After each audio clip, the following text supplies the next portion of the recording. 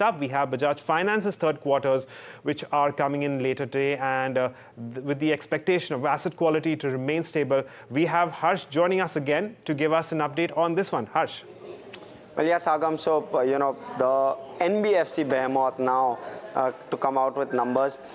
Two key things that one will look out for with regard to the numbers itself. One is the commentary on margins and where margins will go. Mind you, they've done a fundraise, and therefore that should have in some sense help the margins a wee bit in this quarter.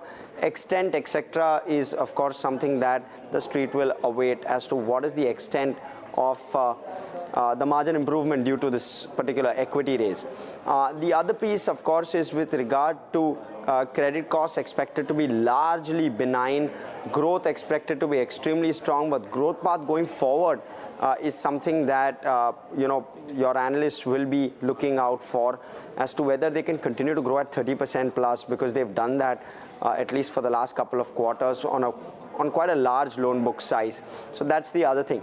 Let me quickly just call out the larger numbers that the street is expecting. Sub 7,600 crore is where the NII number is expected at.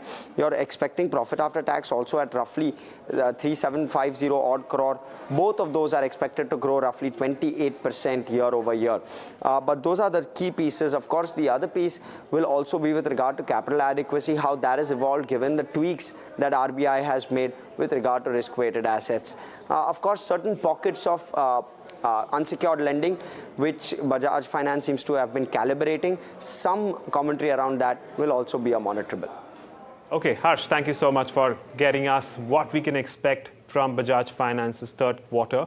A lot, in fact, to keep an eye on. So we'll continue to get you updates as and when these earnings come through. Of course, the other big nifty company to announce its earnings is ITC. We'll be watching out for that as well.